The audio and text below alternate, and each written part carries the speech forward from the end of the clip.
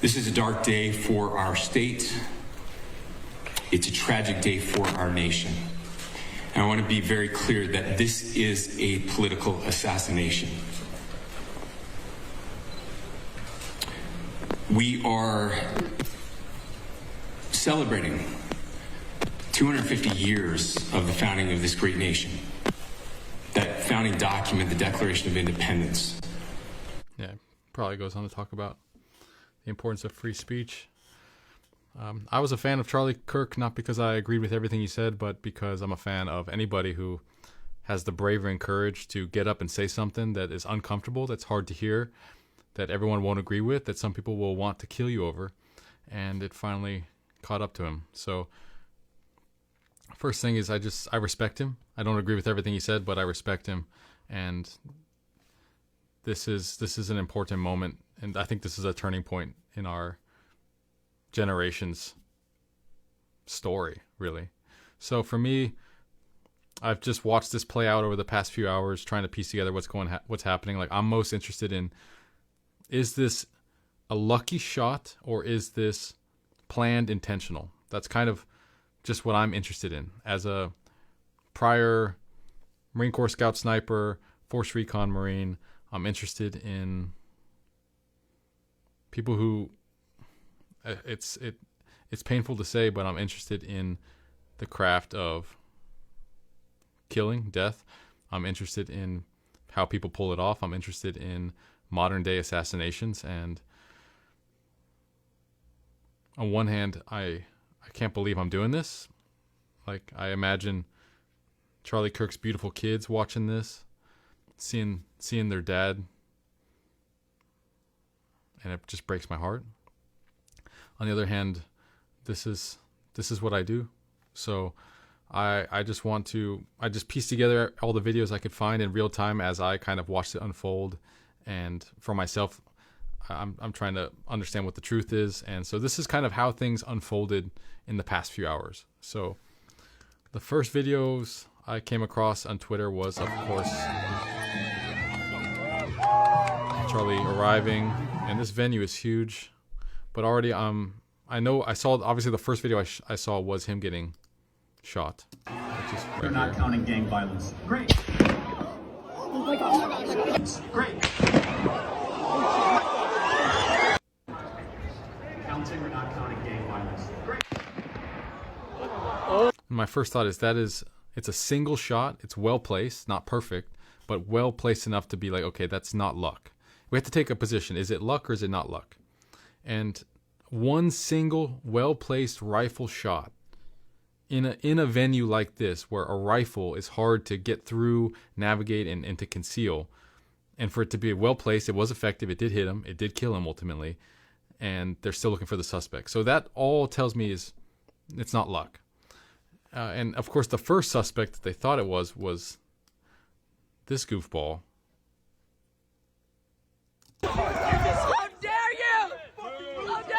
But when I saw that, I was just like, there's no way, if we take the position that this is luck, or it's not luck, then there's no way this guy did it. He's a goofball, he's overweight, he's old, he's in the middle of the crowd. Where's the rifle? They're even saying, like, the police are saying, we don't know it's him. Like, you're damn right you don't know it's him. Where's the long rifle? You know, that would be impossible to conceal. And, you know, some people just will do anything for attention. And I think that's one thing that I just came to realize really quickly is, okay, this guy, apparently this is him, transgender, and, you know, this is a lot of allegation, or like, I don't know the facts of everything. This is just what was presented on Twitter in real time, so could be wrong. But ultimately, the point is, I don't think that this guy, at the time, I was like, this guy is not the main suspect if this was, in fact, not a lucky shot. If this was intentional. Gang violence. Great. And then secondly, that's a rifle shot overhead. Oh my gosh. Great. But the thing is that's interesting is that it's an open shot. It's not suppressed, and it sounds like it was shot in the open, like open space. It echoes the way it reverberates throughout this auditorium. It kind of, and I have a map right here. The auditorium kind of sinks down, and if it was a professional sniper, they would be inside a building, shooting from inside cover, and that would absorb a lot of that kind of reverberation. It would sound a little different. This shot sounds like it was shot like in an open field with unsuppressed rifle, about a .556 caliber, and so then there's this mixture of professionalism and unprofessionalism, which is the most interesting part about this. So the shooter is competent enough to get the shot. Of course, it wasn't, and we'll see later, it wasn't perfectly placed. It was well placed, but not perfectly placed. It got the job done, but if it was, this is 200 yards. A 200-yard shot with a long rifle, you should be able to place that on a penny, exactly where you want it. And it was low. So let's go back to the video and keep watching. He did it. I think.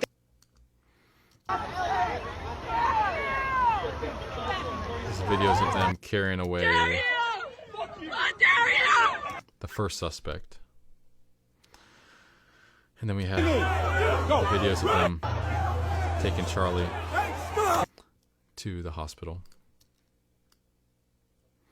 And then we'll come back to this because this is the venue shots. And so this is the old suspect. They take him away. You hear the police saying, "We don't know if it's him. We don't know if it's him." Let's hear that. We don't know if it's him or not. We don't know if it's him or not. You can hear the police. So they're kind of frustrated, but this guy just clearly wanted attention. Perhaps if this is some elaborate thing, he was paid off to get attention, but that would create too many rabbit trails. As soon as there's money involved and people can follow money in bank accounts and payments, you're smoked. So, but who knows? I'm just thinking in real time. So then they get into this is the immediate reporting afterwards. And I was starting to listen because I'm trying to understand, okay, what are people on the ground saying about what they heard, what happened? Do say they did hear just one shot. The guy, I don't think he did it. I think they arrested the wrong guy. I think whoever did it was a good shooter. So you got two clips that I found important. Was one, it was a single shot that no one heard two shots. So one single shot. That's a sign of competency. A shot. When you heard the shot, did it sound like it was close, near to where he was speaking, or did it sound like it was coming from afar, maybe in the back of the crowd, or could you tell? No, it sounded like it was the back of the crowd, which was pretty wild. I don't know though. It's like it must have been closer, but then again, it's like if it was that close, how did nobody else? It's the telltale sign of a sniper. People are amazed about how accurate it was. It must have been close, but it sounded far. It is clearly far. I mean, you can, if we go back to the shot over again. Not counting gang violence. Great. You can hear it come overhead, but it's close because the impact it follows the shot so closely. If it was a really long distance, you'd see Charlie, his head would whip back, he would collapse, and then you would hear the sound a second later. But this is close. Not counting gang violence. Great. Immediately, it's bam. Oh, first his head jerks, would make sense because the bullet is traveling faster than sound, so he would have no chance of hearing it. The bullet would hit him, lights would go out, and then you would hear the sound, and that's exactly what happened. Counting gang violence. Great. His head jerks, and then you hear the sound, and then it hits an artery, which hits this artery right here. Immediately, just pints and pints of blood are pouring out. Very, very, very low chance of survival. The thing that's interesting though is the bullet wound was, and I'm blurring it here, but the bullet wound is if it was a bigger round, even a .308, there would be, I think, a little more swelling, a little bit more like a vacuum implosion when a big round enters a vacuum. It goes inside and sucks a bunch of air in, and then the air explodes and expands out, and there's a lot more trauma and swelling. But this round looks like a .556 type of round, a smaller round, but enough to do a lot of trauma once it gets inside the body. But clearly it just severed the carotid artery on his left side, and the shot comes from the left. So that's another detail I'm looking for. So the shot is coming. They're in an auditorium, and it's a concave. So the shooter had to have been shooting at an elevated position downward and somewhere a little off to the left side because it hits the left side, but straight. We'll see earlier that there's not many places that the shooter could have been. if we try to angle it in a similar way, all these buildings right here were filled with people. These rooftops were filled with people. All this courtyard area and auditorium was completely filled with people. So there's no way someone's just going to be in the middle of a crowd and pull out a pistol and get one accurate shot like that, luckily, because someone around them would bump them, and no professional would take that risk. And then if you're further away, you're looking, it has to be somewhere over here.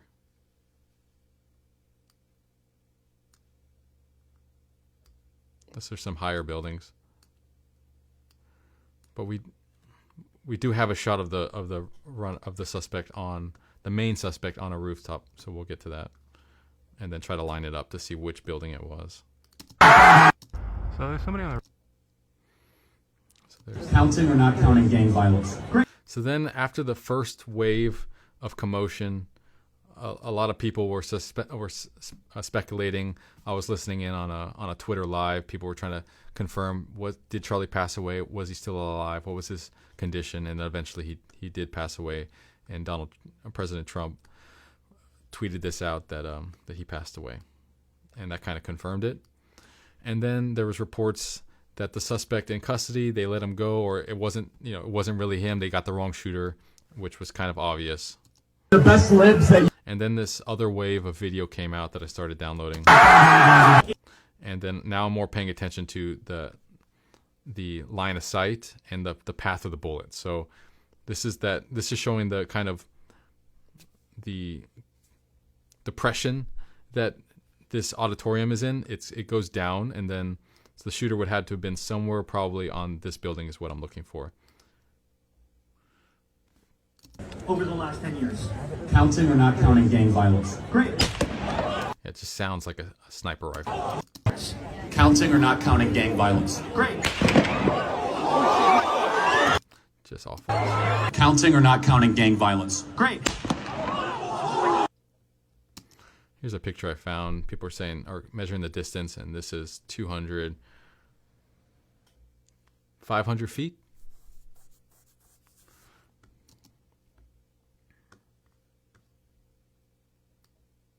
right up. Yeah. Then this video comes You think out. he'd already be in place? You would think that. Right So here. there's somebody on the roof right there? Just saying. He just ran from over, where's my finger? In all black, looks like, appears to be. Up. So there's somebody on the roof right there? Apparently they saw him walking on You it. think he'd already be in place? You would think that. So there's somebody on the roof. So these kids are, I think, suspecting that if this is a security sniper, that he should already be there, and this is kind of late for him to be arriving. Just saying.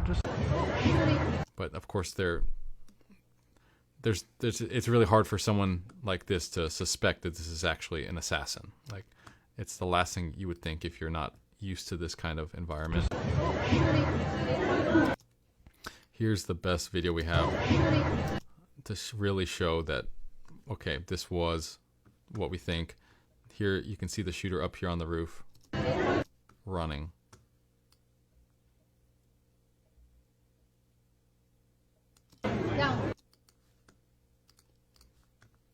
And that must be this building right here. Let's see if we can. The teenagers must have been right over here.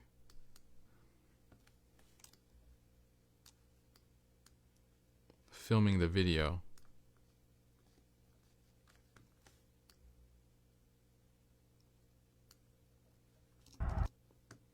They're on this large sidewalk, this wide walking area, and then we got the 3 steps right here. Let's see if it lines up. Yeah, that's got to be it. So there's somewhere, he's filming us somewhere on this path, and then you have these 3 stages, and the shooter is somewhere up here. So that shooter knew what he was doing. On one hand, he knew where he was going. He knew what position he needed to be in to get the shot. This was planned to some extent. But it's just interesting that if I was the shooter, I would have been inside this building.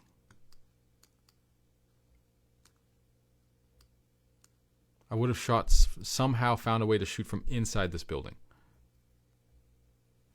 Who knows if it was possible, but maybe it wasn't possible. But exposing yourself as a silhouette walking on a rooftop all in black is a crazy amount of risk to take as a professional. I would never do it. So those are things that tell me that this is like an amateur, right? Professional enough to do it, but not professional enough to get away with it. And that's my current take on it. So of course I'm gonna be looking to see if they catch this individual, and I'm curious to know who was this person. But the suspect right now has changed to this person right here. We have this Twitter post I just seen. Again, this is not confirmed. This is speculation. That's why I'm blurring their face. But transgender, same tags, and clear threat. Charlie Kirk is coming to my college tomorrow. I hope someone evaporates him literally, so there's a death threat. And then later on, let's just say something big will happen tomorrow. So then that's a sign of intent and a sign of planning something. And sure enough, something big did happen. So, and I'll just say something about transgenderism. These past couple mass shootings have been transgenders, which is, it's not a woman becoming a man. It's always a man becoming a woman. I just find that interesting. And for me being a man, I know that men naturally, no matter what you do, I happen to believe in God. I happen to believe in two genders, and that this is a mental issue. And one thing I'll say is, as a man, I know that only men have this kind of, I can't say only men, mostly men have this kind of aggression that will defend their ideals to the death and kill over their opinions. Women don't naturally have that kind of inclination to kill or be killed over their opinions. Women are more likely to kind of be susceptible and go with the flow of the culture and the community and the people around them. It's men that have that innate desire to kill or be killed over their opinions and ideals and principles. And so it's just interesting that all the transgenders happen to be, well, not all, but most of them happen to be, from my understanding, men who are trying to become women, but then decide they want to get in touch with their killer instinct and start killing people over this shit. So that's then we get into after the aftermath of them trying to find it. Just east of the library. He's wearing jeans, black shirt, black mask, long rifle. So then this is police chatter. The police now realize that the main suspect is still on the go, and he's got a long rifle. That's kind of the main thing I was looking for. Is if this is a accurate rifle, then there's going to be a long rifle, and that's going to be hard to conceal. And there's no way that someone just in the crowd is just getting away with concealing a long rifle. Black mask, long rifle. They've released that individual. Okay. So apparently they released the old guy. And they're still looking for him. Do they think he left campus? Okay. Yeah. Thank you. Bye. In the backyard of a home right next to UVU campus. This is someone from near the campus who's recording some kind of SWAT team or something who are patrolling and trying to find the suspect, and they're going through this person's backyard. So another suspect. This is Phil's staff. Kind of gives you, to me, the information I take away is that the guy's on the run and they're looking for him, but they haven't caught him. And so he has a chance of getting away at this point because they haven't caught him on the spot. And as the more time and distance that he gets away from the X, and the higher chance and odds he has of getting away with it. So that's it. I'm incredibly heartbroken. I really enjoyed seeing Charlie Kirk, the movement that he's making, despite some of the things I disagree with. Overall, I agree. As a Christian, as a proponent of masculinity, traditional values, which Charlie Kirk did, and overall just having the balls to piss people off. Not to say it's always right or always wrong. Not to say you can't be more insensitive or sensitive based on the environment or whatever. But at the end of the day, free speech is free speech. We don't kill people over this. And and his wife posted this video, and it just... What makes you happy? Hey, this little girl will never get to know her father. Amazing father. For space. This little dude will never grow up with the presence of his awesome father, who would have been a great dad. Clearly was.